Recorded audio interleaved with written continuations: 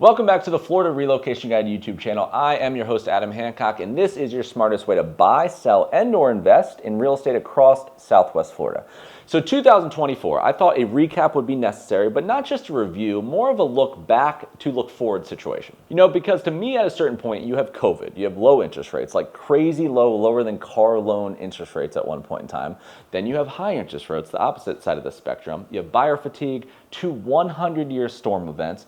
You have the election. At a certain point over the last 4 years, you're like, okay, anomaly, anomaly, anomaly, but when does the norm just become volatility with a sprinkle of normalcy? Well, that has been how we've existed from 2019 basically till right now. So in my old life, I was more of kind of a data analytics guy, so everything I just said is a little bit of a hard pill to swallow for me because I'm looking for some sort of foundation, a trend line, just something I could base advice off of, even if I was doing a mostly right forecast that you took with a grain of salt. So in today's video, what I want to do is talk about 7 things, 7 categories, subject matter examples that I saw throughout 2024 that yes, happened, but all 7 could also potentially give someone looking to buy, someone looking to relocate, or even sell better data to make better decisions. That being said, I hope you enjoy number 1, and 2, make sure you sign up for my monthly email list if you have not done so already. It's just 1 email every 30 days, 0 spam. This is a manifesto of sorts, of very similar to this specific kind of content I'm going to do today, but new neighborhood releases, real-time data. It's a real estate stream of consciousness bullet style email. So I think that's a fantastic thing to do, another tool in your arsenal if you did resonate with today's content. Without further ado, let's hop in. All right, so number 1 on my list, I think in a lot of ways, 2024 was very much the year of choices in real estate for buyers in the state of Florida, mouthful there, which was not always necessarily the case. Even just maybe like 2 years ago, things were really different. For good or bad, if you loved a community, like we're really, really into one, there was not a lot of similar options right next to it. So the good of that being probably in the category of a more binary, easier decision to have no regrets with because you had this one and everything else. But in a lot of cases, having 2 or 3 options to maybe juxtapose that potential favorite, I think really helps a relocation buyer from a leverage standpoint. So just a few examples really quick to back that point. Now I'm going to selfishly focus on my hometown of Sarasota, Florida, but let's kick things off with golf. Not long ago, you came here, you wanted deeded golf in the Sarasota, Florida greater metro, especially new construction housing. You had Esplanade Azario and basically everything else. A little bit of Lakewood National, but it really Esplanade Azario dominated every conversation I had, every tour I was doing, anyone generally viewing the area. In 2025, in juxtaposition to that, you could do resales from the last 7 to 8 years plus, which I think is a little underrated. You could still do Esplanade Azario. You have Esplanade Golf and Country Club, which happened before Azario. You have Lakewood National you could still do. You go further back, you have Sarasota National, on and on and on. But you also now, these days, which you didn't have, you have Calusa, which is Lakewood National's next generation, sits right beside it on Bourneside. Go down to Venice, you have Welland Park Golf and Country Club, another Lennar community with an interesting, nice amenity-ridden environment. They're redoing the housing around Mayaca Pines down in Englewood with Taylor Morrison and John Cannon playing in there. You have Salida, Mayaca Golf and Country Club. These are more premium options east of Fruitville. Waterside is another great example. 2.5 to 3 years ago, you had this new, really cool community called Waterside in Lower Lakewood Ranch. It's closer to town than everything. It's in Sarasota County for the very first time versus all the rest was in Manatee prior in that master plan environment. But you have just 3 communities to pick from that are really different from each other. You have Lake House Cove, you have Shoreview, and you have Windward, which people say is not in Waterside, but I mean, it's right there, technically maybe better location. That is it. Fast forward to right now, I mean, 9, 10, 11, 12 different communities to pick from. Still kind of a peacock in that lane as far as like a little bit of luxury, a little bit of townhome walkability sprinkled in and things that appeal to a vast crew of people, but 3 versus 10 is a material difference in things. The same goes for Welland Park. You know, 3 years ago in Welland Park, if you wanted to buy a home down there, say Solstice with Toll Brothers, for example, or some of these other similar communities, you had to go to another version of that community. You had to talk to a rep that technically works for the same builder at that community, kind of, but they don't have a model on site yet. You're trying to envision what it may look like. Now you have downtown Welland. They'll take you around, a golf cart around it, a trolley around it. You can see exactly what it is now, but you can also envision what it's going to be in the future because there's a lot more infrastructure. It's just different. And I could go on and on here, but that's just, I mean, even like the niche examples with on-site restaurants at communities. These options in their own outright were limited in general as far as new construction, but now 2 to 3 years into community builds versus phase 1, if you build in phase 3, If you bought a home now, you're not paying an HOA for 24 months without having access to the stuff. Sky Ranch has expanded things, Lorraine Lakes, Wild Blue. You kind of get the point here. And whether I talk about Sarasota, Florida heavily or not, you're going to see similar things across North Tampa with Wesley Chapel, North Naples, Fort Myers. The main point I'm driving home with number one in this section, in 2025, buyers for the first time in a very long time, it's not about just finding a home. It's about finding the right home without compromise. Okay, the second thing I wanted to mention in this video is the intentionality related to moving inland in the state of Florida. So living in the suburbs versus the coast is not really new news to anyone.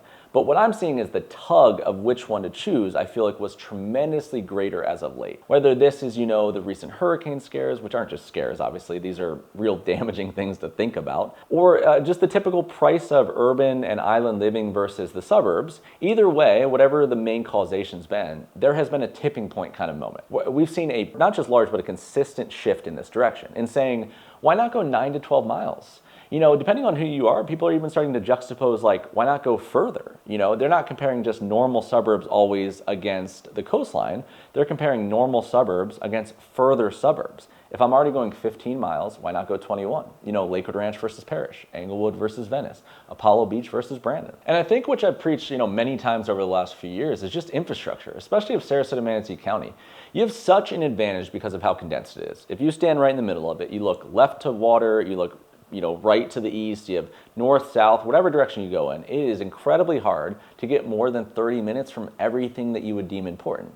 So if you as a person, family, whatever, are not going to be literally in the 5% or less of people that live within walking distance to the beach or something like that, which obviously is amazing, it's a dream of sorts, and you're in the money doesn't matter category kind of thing, then you're going to take tremendous house sacrifices in order to make that kind of exchange.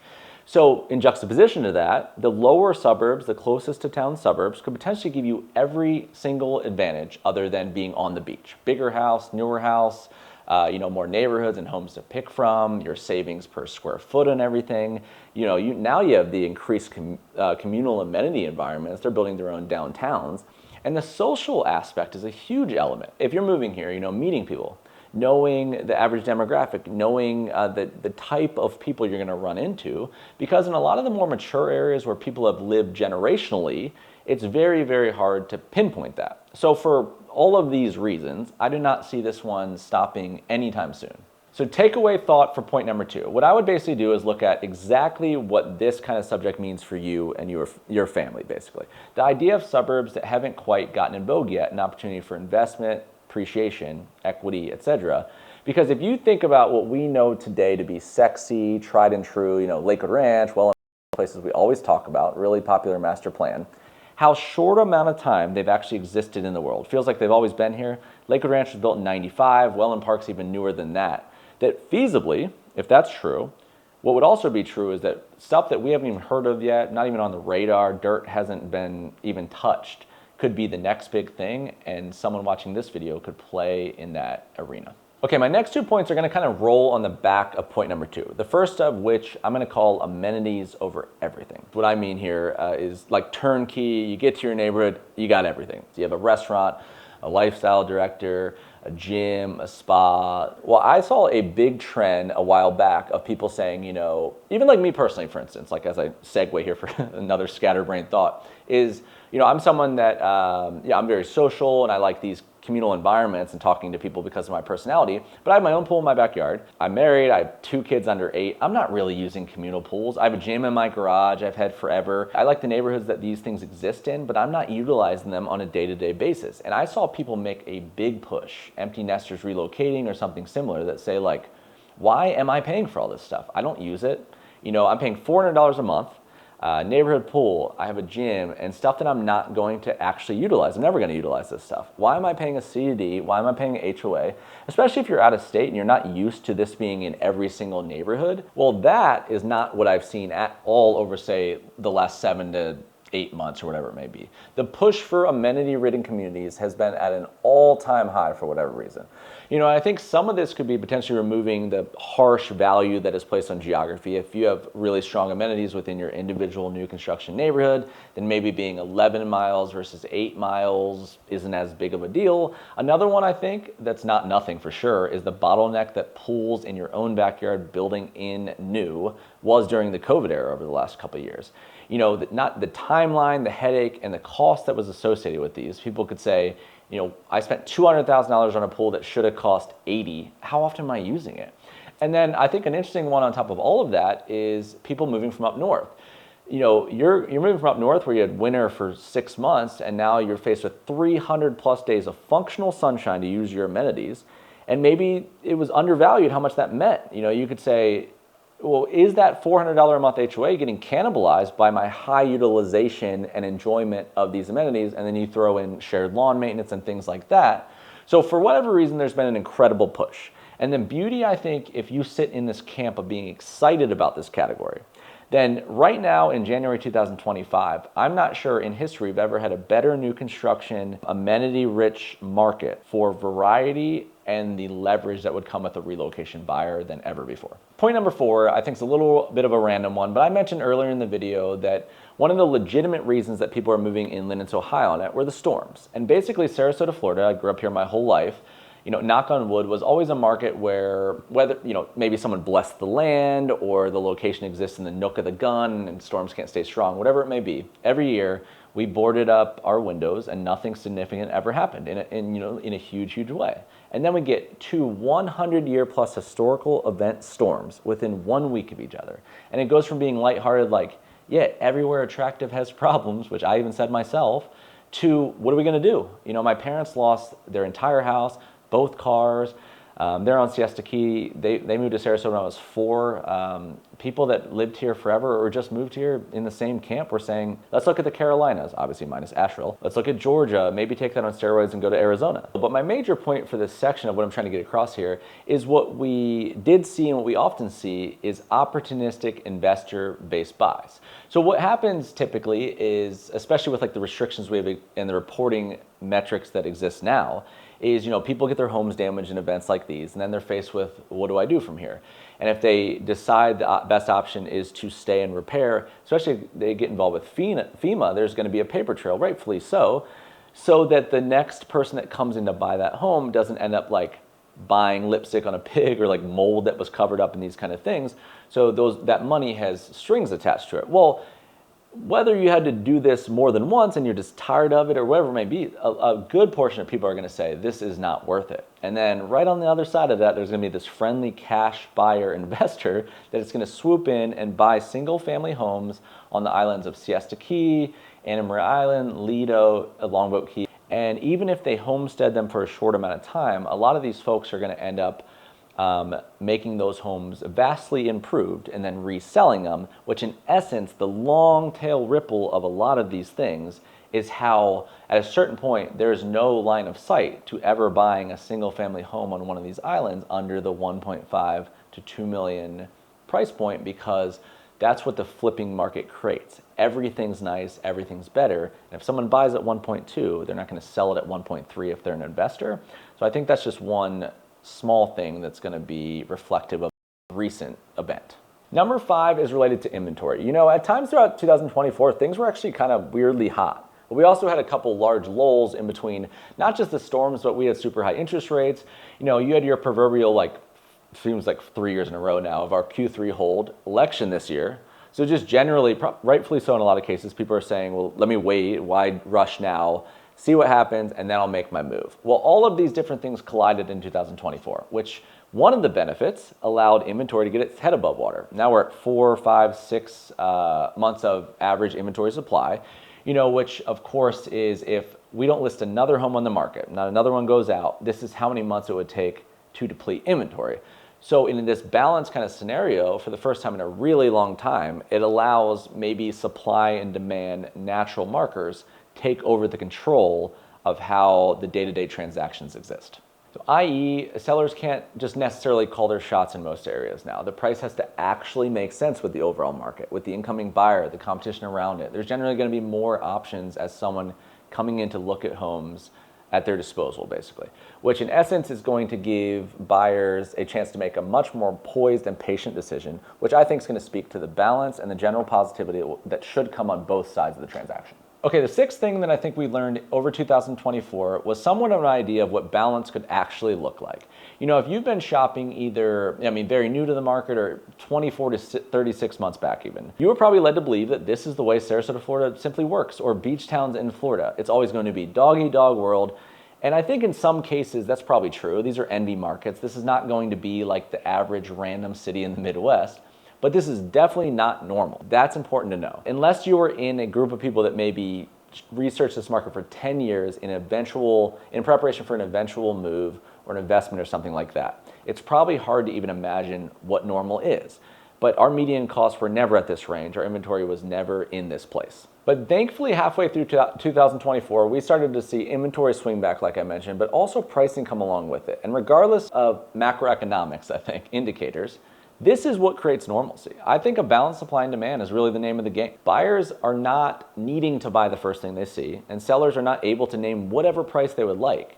This is what's necessary to create a healthy competition amongst all different home types in all different home sales. So when multiple homes are listed in a similar area or neighborhood, and they have to now compete based on price and the merits of the amenities they offer, the maintenance history, the surrounding new construction builders that are around them, builders have to compete against the resale homes and against their friend other builders that are around them.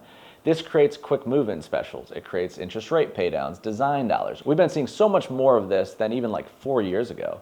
And I think that's a great thing in 2025 for an incoming buyer. Now, as I digress to my earlier point, I don't think Sarasota, Florida is necessarily ever going to be a market probably that there's a bunch of like deals to be had, and depending on how you define that, I guess. But it should be a much more appropriate and balanced market in the short-term foreseeable future. All right, my seventh and final point for this video is about timing, and it's related to the category of there's no perfect time. But one of the big things that I actually saw in my clientele, not in my opinion, is that people are tired of waiting. They're going. The people that paused at the end of this year, they paused at the end of last year, and then COVID was before that. And they're trying to time, in essence, moving targets, more or less. The more someone's like, I 100% know what's gonna happen, I would trust them even less. Every forecast I've had over the last 4 years straight has got blown out by some weird event that no one could have timed. And I see individual home buyers, not macro investors, trying to time, is the interest rate gonna go from 6 to 5.5? Or is that incentive gonna be $100,000 more in February versus December? And people that don't need to do anything, like that makes total sense. We're in a polar vortex right now when I'm filming this video. 35 degrees in Tampa, Florida, you know? We're threatening in the 20s in Sarasota, which is crazy. But that's nothing like New Jersey or Buffalo, New York or something like this. And people are looking at another winter.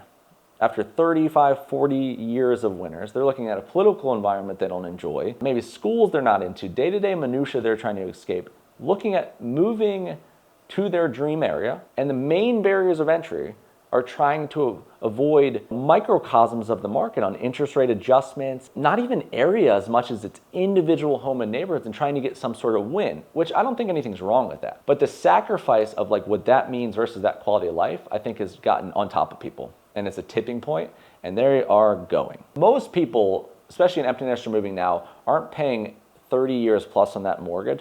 All of the real big, large ill effects of any of these equity or incentive or interest rate related items can be reversed in potentially 3 to 4 years. The way that people live their day-to-day life based on having escaped where they came from is such a big factor that I think in a lot of cases it's starting to outweigh the little tiny fiscal wins that used to be stronger in people's minds. I'm gonna leave that there. Give me just a second, I'll wrap up. All right, folks, that is a wrap for today's video on the Florida Relocation Guide YouTube channel, your smartest way to buy, sell, and or invest across all of the Southwest Florida market. Again, my name is Adam Hancock. I was your host. I hope you enjoyed it. If you are not already subscribed to the channel, please consider doing so. I host videos on most Sundays and Wednesdays at 4 p.m. Central, 5 p.m. Eastern. That's simply the best way to see what's coming next. We have a lot of really deep dive content, a lot of real granular stuff for this upcoming year, a little bit more than last year, related to new construction developments, opportunities that you might want to know about. Everything Florida real estate, new construction, relocation specific, you would want to know. That's the best way to see it. If you haven't already done so, also subscribe to that 30-day email I mentioned at the beginning. I do one personally handwritten 30-day email report on the last day of every month. that is one of the probably the best ways to get bite-sized information. Not only a recap of a lot of things I was working on like throughout the month at aggregate, but more real-time things related to new construction, relocation. Again, this is zero spam. It's the only email that I personally will send to you every single month. Beyond all of that, if you would like to talk to someone from our team about real estate, if you are looking to move now, 5 years from now, anywhere in between, please consider reaching out. I have a full-scale residential real estate brokerage called the Sunshine State Company. It's an absolute incredible team. I think you will see that difference if you even have one simple conversation with us. That's just a great way to supplement these kind of videos, because if you have a quick conversation with someone from our team, to take what you hear here and customize it to your individual situation, then it shortcuts timeline. It lets you know how to use your time at home versus in person, and it just makes the whole thing more enjoyable, more efficient, and more fiscally beneficial to you. It's one of the best 1-2 punches I could possibly recommend. Beyond all of that, thank you guys so much for taking any time out of your very precious day to consume my content. I really hope you enjoyed it. We'll see you on the next one.